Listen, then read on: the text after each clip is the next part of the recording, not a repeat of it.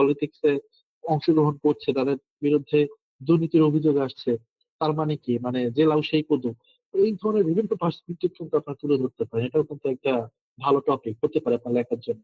তারপর দেখেন এই যে আমাদের এখানে প্রচুর আহ মেয়েরা অথবা নারীরা অংশগ্রহণ করেছেন।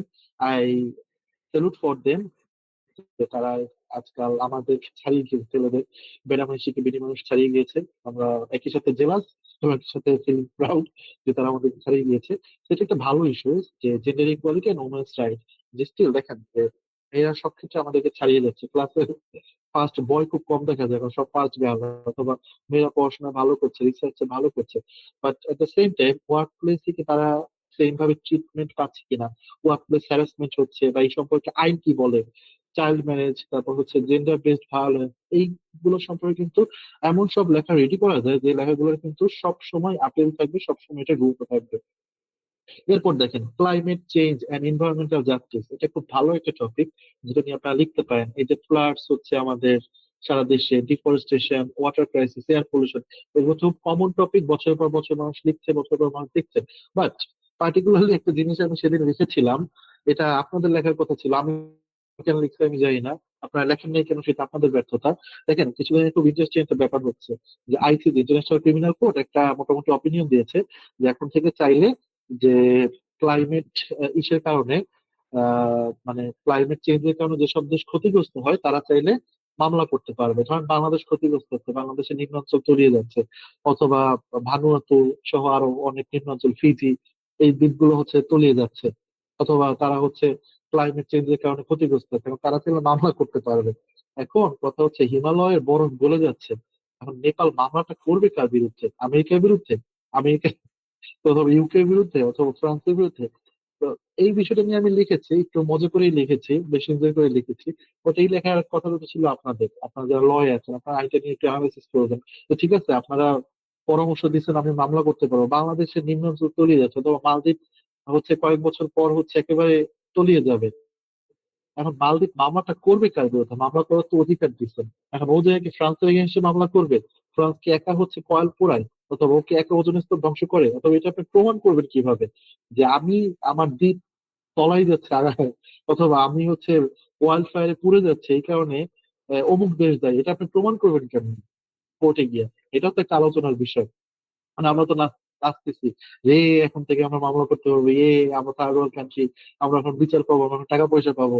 বাট বাইরে ভাই, মামলাটা তো করবেন, ঠিক আছে, মামলাটা আপনি প্রমাণ করবেন কেমন যে আপনার এই, মানে দ্বীপ আগুনে পুড়ে যাচ্ছে, আপনার দেশ ক্ষতিগ্রস্ত হচ্ছে বন জঙ্গলে, অতিবৃষ্টিতে, অথবা খরায়, অথবা বন্যায়? প্রমাণটা করে দেখেন যে আপনার এই করার জন্য আমেরিকা দায়ী।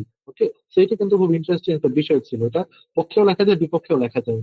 এরপর দেখেন আপনার এডুকেশন সিস্টেম এবং পলিসি গ্যাপ নিয়ে লিখতে পারেন, যে কারিকুলাম রিফর্ম, আমাদের যে এক্সিস্টিং কারিকুলাম আছে ইউনিভার্সিটিতে বলেন, অথবা আহ হাই স্কুল, তারপর হচ্ছে প্রাইমারি স্কুলে, এই যে গত সরকারি আমলে বারবার হচ্ছে কারিকুলাম চেঞ্জ হয়েছে, যা ইচ্ছে তাই হয়েছে। এখন আমাদের কারিকুলামটা কি হওয়া উচিত? তারপর হচ্ছে inequality in public versus private education. Okay, still এই 2025 এসে আমরা হচ্ছে যারা প্রাইভেটে পড়ে তাদেরকে একটু ছোট চোখে দেখি। দেখেন আমি কিন্তু দুই জায়গারই প্রতিনিধিত্ব করি, আমি নিজে পাবলিক ইউনিভার্সিটিতে পড়েছি, পড়েছি প্রাইভেট ইউনিভার্সিটি, আমি কিন্তু দুইটার ইনসাইটই জানি। তো আপনারা যে যার অবস্থান থেকে কিন্তু এই জায়গাটা তুলে ধরতে পারেন। তারপর আপনার মেন্টাল হেলথ নিয়ে লিখতে পারেন, সোশ্যাল স্টিগমা নিয়ে। আর সবসময় যে মেন্টাল হেলথ এই টপিকটা নিয়ে লিখতে পারেন বিষয় তা না। স্টুডেন্ট প্রেশার, আপনারা যে প্রাইভেট ইউনিভার্সিটিতে পড়েন, আপনারা যে জানার জান নাই, জান পাখি উড়ে গেছে, এই বিষয়টা নিয়ে আপনারা কেন লিখছেন না? যে আপনাদের প্রেশার বেশি, আপনারা একটা পরীক্ষা দিয়ে দম ফেলানোর সুযোগ পান, আর একটা পরীক্ষা চলে আসে, কেন আসে? এরকম কেন হবে? পরীক্ষা নিয়ে আপনারা কোথাও ভ্যাকেশনে বেড়াইতে যাবেন তা না, মিড টার্ম দিতে না দিতে আপনাদের ফাইনাল পরীক্ষা চলে আসে।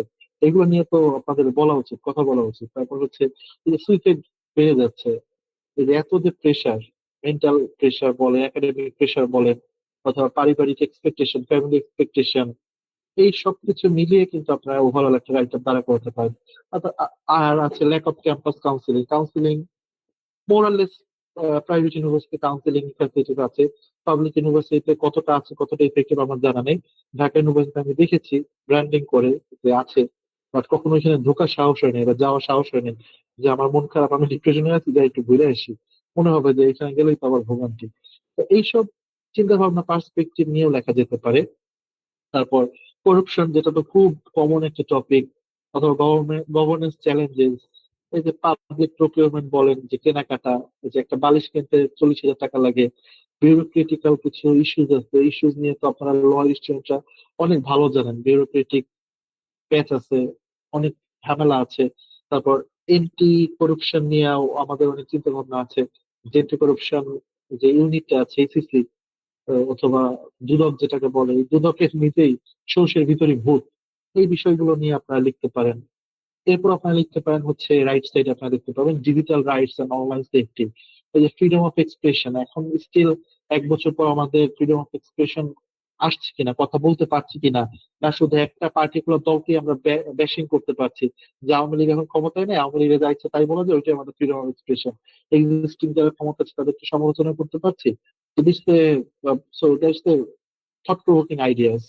সাইবার বুলিং, এটা নিয়ে লেখালেখি হচ্ছে, বাট আপনারা ভিন্ন অ্যাঙ্গেল থেকে লিখতে পারেন। সাইবার বুলিং এর যেসব ল আছে, সেই ল এর ইমপ্লিমেন্টেশন আছে কিনা, সেই সাইবার বুলিং সম্পর্কে কি কি ল আছে, মানুষের কি জানা উচিত, অথবা সাইবার বুলিং এর শিকার হলে আমি কার কাছে গিয়ে অভিযোগটা করব, বা কার নামে মামলা করব, কোথায় মামলা করব, অথবা অভিযুক্তকে কি শাস্তি দেওয়া হবে। এইসব ব্যাপারে আমি তো ব্যক্তিগতভাবে জানি না, আপনারা কেন আমাকে জানাচ্ছেন না লেখালেখির মাধ্যমে? তারপর ধরেন youth employment, job market realities নিয়ে আপনারা লিখতে পারেন। আনএমপ্লয়মেন্ট বলেন, skill gap, freelancing, alternative, freelancing একটা অল্টারনেটিভ হতে পারে। এগুলো নিয়ে প্রচুর লেখালেখি হচ্ছে, but you can also write like unemployment, skill gap, freelancing. তারপর ধরেন এই যে migration, remittance economy, brain drain, এগুলো খুব ভালো ভালো টপিক। এগুলো নিয়ে ছাত্রছাত্রীরা লিখছে অলরেডি, আপনারাও লিখতে পারেন। স্টুডেন্টরা যে প্রচুর চলে যাচ্ছে, এই যে আইএলটিএস দিতে গিয়ে নাকি প্রচুর মানুষ ভিড় করছে, এইটা একটু দারুণ একটা ইস্যু। তো আপনাদের কি বলবো, আমাকে নিজেই লিখতে ইচ্ছে করছে যে এত ভিড় হচ্ছে, যে সেখানে একটা কেওস তৈরি হয়ে গেছে, যে আইএলটিএস দিতে গিয়ে কোথায় যাবে, সিলেট না কোথায় যাবে। তারপর হচ্ছে এই যে লেবার রাইটস নিয়ে, লেবাররা হচ্ছে যে বিদেশে যায়, বিদেশে গিয়ে হচ্ছে পায়ের রক্ত, ওই মাথার ঘাম পায়ে ফেলে ইনকাম করে বাংলাদেশে রেমিটেন্স যোদ্ধা হিসেবে তারা, তাদেরকে আমরা ভূষিত করছি, বা এয়ারপোর্টে তারা যে হেনস্থার শিকারটা হয়, অথবা তাদেরকে যে আমরা মানুষ মনে করি না, তাদেরকে যে আমরা মনে করি হচ্ছে মধ্যপ্রাচ্যে কামলা শ্রমিক, এই যে আমাদের সোশ্যাল স্টিগমা, এইগুলো নিয়েও কিন্তু আপনারা লিখতে পারেন যে আমাদের পারসেপশন চেঞ্জ করা উচিত। তারপর এই যে ফ্যামিলি গুলা, আহ, তাদের যে উপার্জনক্ষম ব্যক্তি বিদেশে থাকে, তাদের ফ্যামিলির উপর কি প্রভাবটা পড়ে। একটা বাচ্চা জন্ম থেকে তার বাপরে দেখেন 8-10 বছর, ততদিন তার বাবা কনসেপ্টটা সম্পর্কে তাদের কোনো আইডিয়া হয় না, বাবা ভুলে যায়। বাবা বাড়িতে আসে তাকে হয়তো আঙ্কেল ডাকে, মামা ডাকে। এটা রিয়েলিটি, এটা সামাজিক রিয়েলিটি, এগুলো কিন্তু আপনারা তুলে ধরতে পারেন। তারপর ধরেন হচ্ছে public health, health care system, তো এইগুলো সম্পর্কে আপনারা লিখতে পারেন। ড্রাগ রিলেটেড যেসব ল আছে, অথবা ধরেন ইয়াবা নিয়ে, গাঁজা নিয়ে ধরা পড়ার পর আপনার করণীয়, এটাও কিন্তু দারুণ একটা বিষয়। অনেক মানুষ কিন্তু আপনার লেখা পড়বে, যে একটা ছাত্র, ইউনিভার্সিটির ছাত্র, সে গাঁজা নিয়ে অথবা ইয়াবা নিয়ে ধরা পড়লো, এখন এই হচ্ছে সে কি ধরনের লিগ্যাল হেল্প পেতে পারে, দেখবেন আপনার লেখা খুব ফেমাস হয়ে যাবে। ওকে, সমাজের ড্রাগের যে অবস্থা, তাতে আপনার প্রচুর আহ কি বলে ফ্যান ফলোয়ার জুটে যেতে পারে, আপনি যদি এই বিষয়টা তুলে ধরেন, যে একজন ছাত্র যদি রাস্তায় ড্রাগ নিয়ে ধরা পড়ে, তার কি কি আইনি অধিকার আছে, আপনার ল স্টুডেন্টরা কিন্তু এই বিষয়টা ইন্টারেস্টিং ভাবে তুলে ধরতে পারে। তো এরপর আছে human rights and law enforcement, extra judicial killings বলেন, কাস্টোডিয়াল টর্চার, প্রিজন রিফর্ম। এই বিষয়গুলো কিন্তু খুবই বার্নিং ইস্যু, যেগুলো নিয়ে কেউ কথা বলে না, যেগুলোতে ওই যে কাস্টোডিয়াল টর্চার, ধইরা রিমান্ড ছাড়া ধইরা মাইরা মাইরা ফেলতেছে। কেন মারতেছে একটা মানুষ?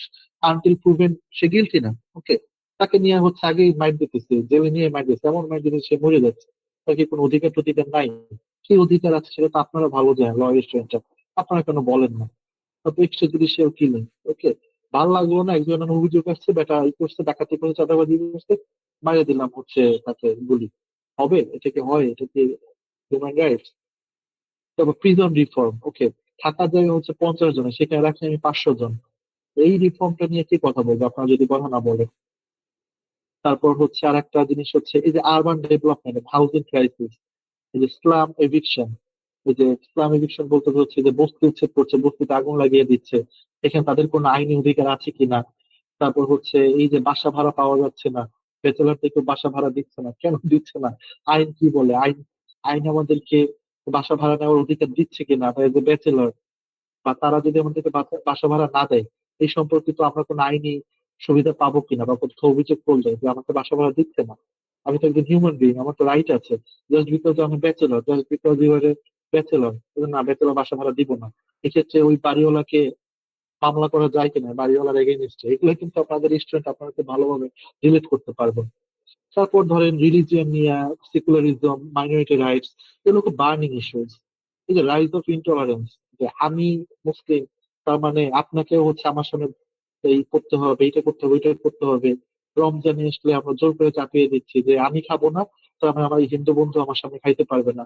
এগুলো খুব সেন্সিটিভ ইস্যু, বাট আপনি চাইলে আইনের ল এর অ্যাঙ্গেল থেকে খুব সুন্দরভাবে ফুটিয়ে তুলতে পারেন। ফ্রিডম অফ বিলিফ, ওকে, একটা সমাজে সব ধরনের বিশ্বাসের মানুষ থাকবে। যে বিশ্বাসী সে, তারও যেমন সমান অধিকার, যে বিশ্বাসী নেই তারও সমান অধিকার। ওকে, কারণ we live in society, we have laws. তারপর হচ্ছে হেট স্পিচ। ওকে, আমরা ফ্রিডম অফ এক্সপ্রেশন আর হেট স্পিচ দুটোর পার্থক্য করতে জানি না। তো এই বিষয়টা আপনাদেরকে তুলে ধরা উচিত, অথবা তুলে ধরতে হবে কিসের মাধ্যমে, আইনের আইনের পার্সপেক্টিভ থেকে, যে আপনি দেখাবেন যে আইন আপনাকে কতটুকু ফ্রিডম অফ স্পিচ দিচ্ছে, আর আপনি সেই ফ্রিডম অফ স্পিচের বাজে ব্যবহার করে হেট স্পিচ টিচ করার মাধ্যমে একজনের অধিকার ক্ষুণ্ণ করছেন, খর্ব করছেন। পাশাপাশি আপনারা অন্য যেসব টপিক আছে, ভলান্টিয়ারিং নিয়ে লিখতে পারেন, তারপর ওয়েস্ট ম্যানেজমেন্ট লিটারি নিয়ে লিখতে পারেন, ট্রাফিক রুলস নিয়ে লিখতে পারেন, অ্যাওয়ারনেস নিয়ে লিখতে পারেন।